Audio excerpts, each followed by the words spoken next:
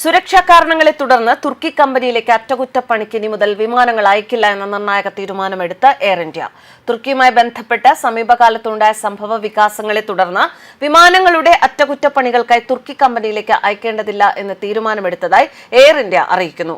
Air ഇന്ത്യയുടെ jumbo ജെറ്റുകൾ പോലുള്ള വലിയ വിമാനങ്ങളുടെ അറ്റകുറ്റപ്പണികൾ നടത്തിവരുന്നത് ടർക്കിഷ് ടെക്നിക് എന്ന കമ്പനിയാണ്. ടർക്കിഷ് എയർലൈൻസിന്റെ ഭാഗമായി പ്രവർത്തിക്കുന്ന കമ്പനിയാണ് Turkish technique. Air India CEO Campbell Wilson ഇക്കാര്യം സ്ഥിരീകരിച്ചു. തുർക്കി കമ്പനിക്ക് പകരം സേവനത്തിനായി മറ്റ് MROകളെ സമീപിക്കുമെന്നും അദ്ദേഹം വ്യക്തമാക്കി. പെഹൽഗാം ഭീകര ആക്രമണത്തിനു ശേഷം പാകിസ്ഥാനെതിരെ ഇന്ത്യ നടത്തിയ പ്രത്യാക്രമണത്തെ അപലപിക്കുകയും പാകിസ്ഥാന് പിന്തുണ നൽകുകയും ചെയ്ത തുർക്കി അന്നു മുതൽ ഇന്ത്യ കരിമ്പട്ടികയിൽ ഉൾപ്പെടുത്തിയിരിക്കുകയാണ്.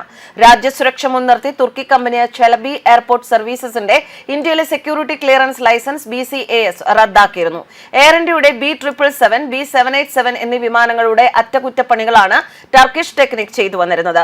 ഇന്ത്യയിൽ തന്നെ വിമാനങ്ങളുടെ അറ്റകുറ്റപ്പണികൾ ആരംഭിക്കാൻ കുറച്ചുകാലം കൂടി കാത്തിരിക്കേണ്ടി വരുമെന്നും തൽക്കാലം മിഡിൽ ഈസ്റ്റ്, തെക്ക് കിഴക്കൻ ഏഷ്യ, US തുടങ്ങിയ രാജ്യങ്ങളിലെ കമ്പനികളെ ആശ്രയിക്കേണ്ടി വരുമെന്നും ക്യാമ്പൽ അറിയിച്ചു.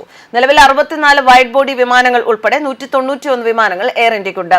ടർക്കിഷ് എയർലൈൻസിൽ നിന്ന് 2 ബോയിംഗ് 777 വിമാനങ്ങൾ ഓഗസ്റ്റ് 31 വരെ പാട്ടത്തിനെടുക്കാൻ ഇൻഡിഗോയ്ക്ക് DGCA മെയ് 30-ന് അന്തിമാനുമതി നൽകിയിരുന്നു. എന്നാൽ 3 മാസത്തിനുള്ളിൽ പാട്ടക്കരാർ അവസാനിപ്പിക്കാൻ നിർദ്ദേശം നൽകിയിട്ടുണ്ട്.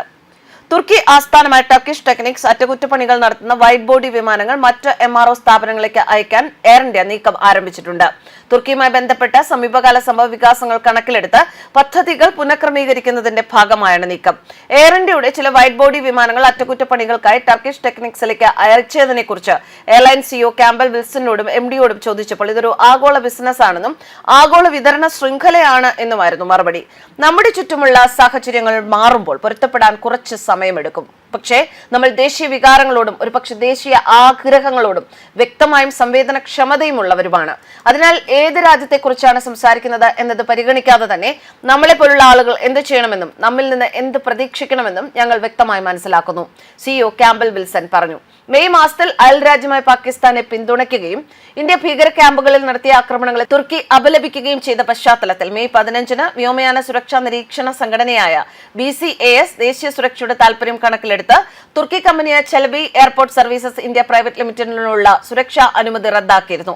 മെയ് 30-ന് ടർക്കിഷ് എയർലൈൻസിൽ നിന്ന് 2 ബോയിംഗ് 777 വിമാനങ്ങൾ ഓഗസ്റ്റ് 31 വരെ പാട്ടത്തിലെടുക്കുന്നതിന് ഇൻഡിഗോയ്ക്ക് വ്യോമയാന സുരക്ഷാ റെഗുലേറ്റർ DGCA 3 മാസത്തേക്ക് ഒറ്റത്തവണ കാലാവധി നീട്ടി നൽകുകയും ചെയ്തു.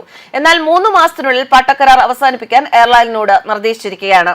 എയർലൈനിന്റെ ചില വൈഡ് ബോഡി B777കളുടെയും B787കളുടെയും കനത്ത അറ്റകുറ്റപ്പണികൾ തുർക്കി ആസ്ഥാനമായുള്ള ടർക്കിഷ് ടെക്നിക്കാണ് ചെയ്യുന്നത്.